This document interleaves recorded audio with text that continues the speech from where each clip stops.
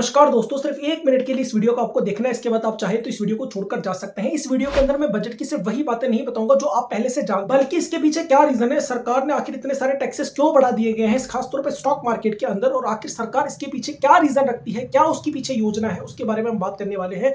और इस वीडियो को देखने के बाद आप एक चीज अच्छे से समझ जाओगे कि किस तरह आपका एक वोट आपकी जेब से हजारों लाखों रुपए निकाल देता है और हजारों लाखों रुपए आपकी जेब के अंदर डाल देता है। और जिस इंफ्रास्ट्रक्चर में 11 लाख करोड़ से भी ज्यादा खर्च होने वाला है उसकी रियलिटी भी मैं आपको बताने वाला हूं, तो इस वीडियो को बड़े ध्यान से देखिएगा। और साथ ही मैं आपको कुछ ऐसी कैलकुलेशन भी बताऊंगा जिसको देखकर आप हैरान रह जाएंगे कि ये जो 19-20 का फर्क आपको दिखाया है बजट के अंदर, ये 19-20 का फर्क नहीं है, 19-20 लाख का फर्क है। लेकिन अब जो व्यक्ति यहां से जाना चाहता है वो जा सकता है, लेकिन जो व्यक्ति रुका हुआ है वो प्लीज इस वीडियो को पूरी जरूर देखिएगा, आपकी आंखें खुलने वाली है बजट को लेकर। तो सबसे पहले हम इंडेक्स सेक्शन पे चलते हैं। तो मैं इसको बताऊंगा नहीं कि होता क्या है, कैसे होता है, मैं सीधे एक एग्जांपल से लेकर चलते हैं। सन 2000 के अंदर आपने, आपके फादर ने या किसी व्यक्ति ने एक प्रॉपर्टी खरीदते हैं जिसकी कीमत है 10 लाख रुपए, और 2025 के अंदर आप उस प्रॉपर्टी को बेचोगे जिससे उसकी कीमत हो जाएगी 1 करोड़ रुपए। ध्यान से समझ लीजिएगा, उस प्रॉपर्टी की कीमत 25 साल के अंदर 10 लाख रुपए से बढ़कर 1 करोड़ रुपए हो चुकी है। यानी कि अगर आप नेट में देखेंगे तो आपको 90 लाख रुपए का प्रॉफिट देखने को मिल रहा है, यानी कि आपको 90 लाख रुपए एक्स्ट्रा देखने को मिल रहे हैं। लेकिन अब यहां पर होता क्या था, इस बजट से पहले तक हो क्या रहा, यह जो 90 लाख रुपए एक्स्ट्रा बचे हैं, ये 90 लाख रुपए पूरे उस प्रॉपर्टी की वैल्यू नहीं है, बल्कि उस 25 साल के अंदर जो महंगाई भी बढ़ी है वो महंगाई भी इसके अंदर जुड़कर आ चुकी है।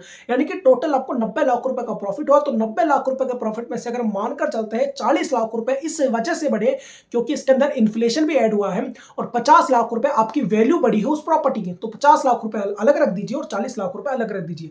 तो अब तक होता क्या था, आपकी जो वैल्यू बढ़ी है प्रॉपर्टी की, केवल उस पर टैक्स लगता था, long term capital gain tax, जो कि 10% होता था।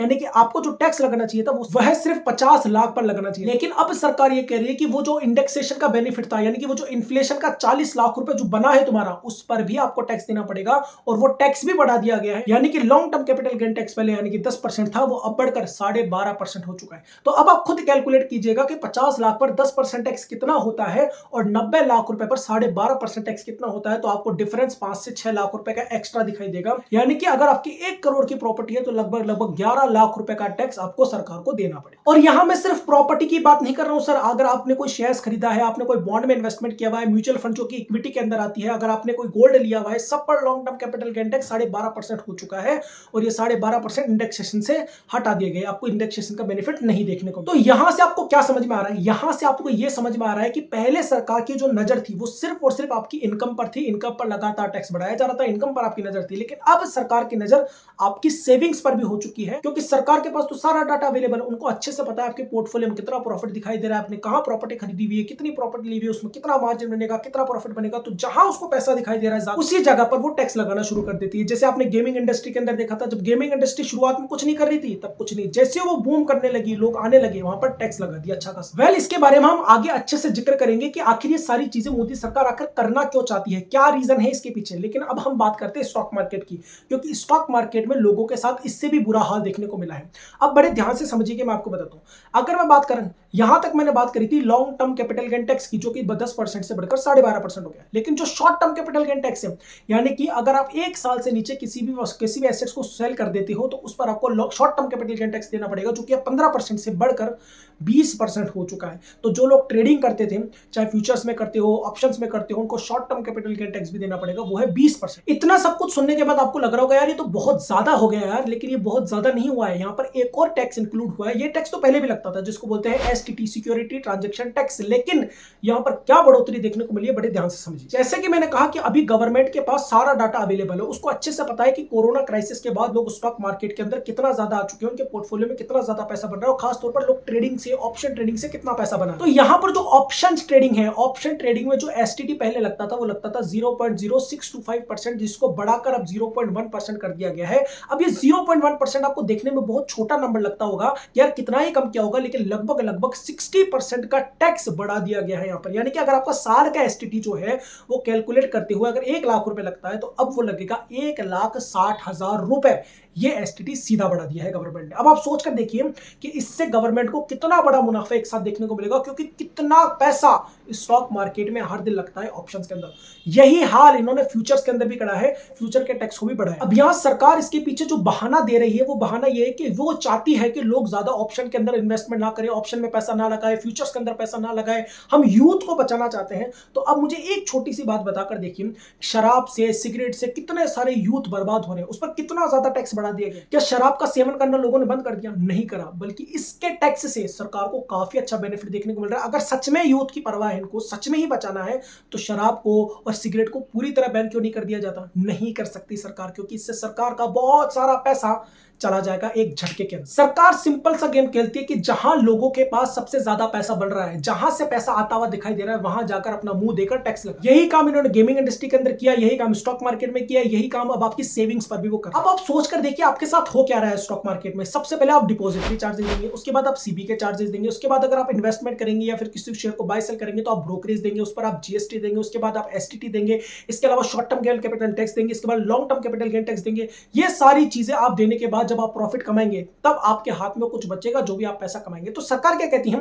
सरकार ये कहती है आप स्टॉक मार्केट में आकर आप अपनी प्रॉपर्टी बेच कर आए, कुछ भी बेच कर आए, अगर आप लॉस कर रहे हैं तो हमसे कोई लेना देना नहीं है, लेकिन जैसे ही आप पैसा कमाओगे हम बैगर की तरह आपसे पैसे मांगने आ जाएंगे। अब ये जो बैगर शब्द का मैंने यूज किया है, बड़े सोच समझकर यूज किया है, बड़े ध्यान से समझिएगा इसको। अब सबसे पहले शब्द का मतलब समझ लीजिए, मैंने बैगर शब्द का यूज क्यों किया है, उसके बाद मैं आपको बताऊंगा कि सरकार ऐसा क्यों कर रही है, क्यों टैक्स पर टैक्स बढ़ाती जा रही है। आप रीजन जानकर हैरान रह जाएंगे। अगर हम अमेरिका जैसे देश की बात करें, अमेरिका जैसा डेवलपिंग कंट्री जो है वो भी टैक्सेस लेती है, लेकिन टैक्स के बदले में उनको मिलता क्या है? टैक्स दो चीजों पर डिपेंड करता है। पहला, आपका टैक्स का पैसा कहां यूज हो रहा है, सही यूज हो रहा है या नहीं यूज हो रहा, और दूसरा, उस टैक्स के बदले आपको सरकार क्या क्या सर्विसेज प्रोवाइड कर रही है। तो अगर हम अमेरिका की बात करें तो अमेरिका में आपको क्या मिलेगा? अच्छा इंफ्रास्ट्रक्चर मिलेगा जिसके अंदर करप्शन नहीं देखने को मिलेगा, आए दिन ब्रिज पुल ये गिरते हुए नहीं दिखाई देंगे, आपको अच्छी रोडें दिखाई देगी, आपको ट्रैफिक नहीं मिलेगा वहां पर, आपको बहुत अच्छी हेल्थ केयर मिलेगा, आपको एजुकेशन मिलेगी। और यहाँ मैं गवर्नमेंट हॉस्पिटल्स और हेल्थ केयर की बात कर रहा हूँ, यहाँ पे एजुकेशन की बात कर रहा हूँ, प्राइवेट की बात नहीं कर रहा। तो इतनी सारी सुविधाएं जब आपको अमेरिका दे रहा है टैक्सेस के बदले में,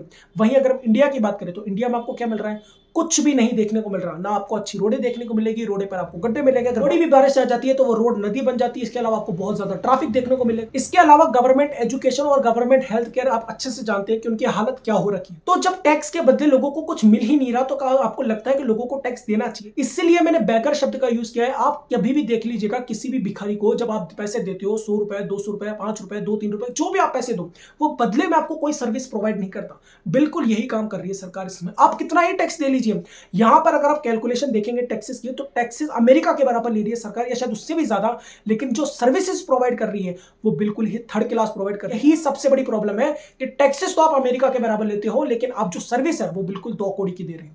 यही सबसे बड़ी प्रॉब्लम। अब हम लास्ट उस चीज पर आते हैं कि सरकार ऐसा कर क्यों रही है। देखिए, सरकार के पास 2 तरीके हैं पैसे कमाने के। पहला है आसान तरीका।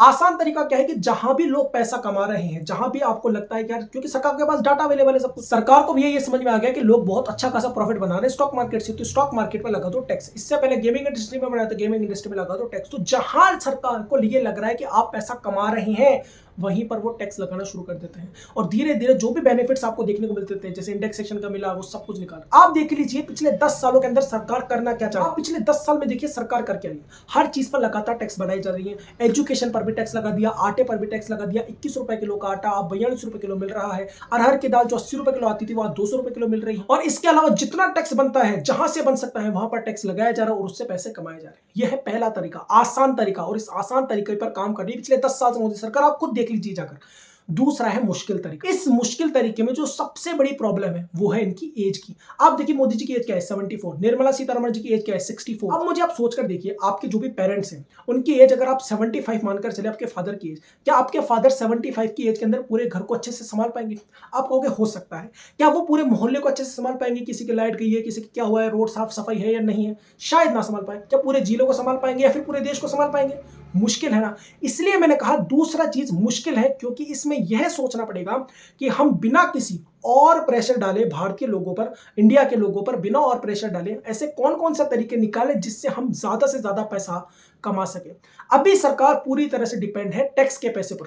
टैक्स आता जा रहा है तो सरकार चलती जा रही है। जैसे ही टैक्स का पैसा छूटेगा, सरकार के पास कोई ऐसा रास्ता नहीं है जिससे वो पैसा कमा सके। और इन सारे रास्तों को निकालने के लिए शारीरिक और मानसिक तौर पर दोनों तरफ से एक्टिव होना बहुत ज्यादा जरूरी है और नियत का साफ होना भी बहुत ज्यादा जरूरी है। और यही चीज नहीं देखने को मिल रही। इसलिए आचार्य प्रशांत ने एक बार कहा था कि ये लोग तो 5-10 साल के अंदर निपट लेंगे, लेकिन आपको तो बहुत साल जीना है, इसलिए सोच समझकर वोट दे। भारत देश ही ऐसा है, आबादी सारी युवा है और नेता ज्यादातर बुढ़े हैं सब, तो ये तो जाएंगे सब मर, जीना आपको है। ये तो अपनी रोटियां सेक करके कोई 5-10 साल में निकल लेगा, कोई 10 साल में निकल लेगा और बहुत मौज में मस्ती में निकलेंगे। ये जितने हैं अक्रॉस द स्पेक्ट्रम, ये सब रोज रात को आईने के सामने खड़े होकर पेट हिला के हंसते हैं। तो मुझे नहीं लगता जिस तरह की इनकी एज है, जो इनकी स्थिति है और जैसे इनकी नियत रही है पिछले 10 सालों के अंदर, ये दूसरे तरीके को फॉलो करने वाले हैं। और एक रीजन और है जो मेरे अनुसार मुझे बनता है और ये मेरा एनालिसिस कहता है। 2019 में बीजेपी की 303 सीटें आई थी, मेजोरिटी के साथ आई थी बीजेपी, लेकिन 2024 के अंदर हुआ कि इनको 240 सीटें देखने को मिली। और अब मुझे नहीं लगता 2029 के अंदर कोई ऐसा चेहरा दिखाई देगा मोदी जी के अलावा, या मोदी जी बहुत मुश्किल संभावना है जीतने की। और मुझे पूरा विश्वास है 2029 तक तो पूरा सुपड़ा साफ हो जाएगा बीजेपी का। तो अब आप सोच कर देखिए, इनके पास अब समझ में आ चुका है कि अब आगे कोई रास्ता नहीं है, आगे हमारी सरकार जाने की संभावना बहुत ज्यादा है। तो इस समय जितना हूट सकते हैं हम लोगों से उतना हूट लीजिए। हूटने का मतलब आप अच्छे से समझ गए। यह शब्द भी मैं सोच समझ कर यूज कर रहा हूं, क्योंकि अगर आप देखो बिहार की स्थिति देखिए, एक महीने के अंदर बिहार में 9 ब्रिज गिर चुके हैं, कितने एयरपोर्ट की छतें गिर चुकी है, कितना सारा इंफ्रास्ट्रक्चर खत्म हो चुका है पिछले एक महीने के अंदर अंदर। यानी कि आपका जो पैसा लग रहा है टैक्स का, वो उस इंफ्रास्ट्रक्चर में नहीं बल्कि उनके जेब के अंदर जा रहा है। इसलिए इनको समझ में आ चुका है कि अब 5 साल बचे हैं, जितना हूट सकते हैं हम लोगों से उतना हूट लीजिए, जितना ले सकते हैं उतना ले लीजिए, क्योंकि उसके बाद आने की संभावनाएं नहीं। ये है इस बजट का वो एनालिसिस जो अभी तक आपने पूरे यूट्यूब पर कहीं नहीं देखा होगा। इतनी बेबाकी से किसी ने भी आपको बजट के बारे में नहीं समझाया। तो इस वीडियो के लिए आपकी रिक्वेस्ट है, इस वीडियो को ज्यादा से ज्यादा शेयर कीजिएगा, और इस वीडियो को आप ज्यादा से ज्यादा शेयर कीजिएगा खासतौर पर उन लोगों को जिन्होंने इस बार डर की वजह से, किसी जाति की वजह से या धर्म के नाम पर अपने वोट दिया है। अगली बार याद रखिएगा, जब भी आप वोट दें तो आपका एक वोट आपकी जेब से या तो पैसे निकाल देगा या आपके पैसे डाल देगा। चुनाव आपका है। बहुत बहुत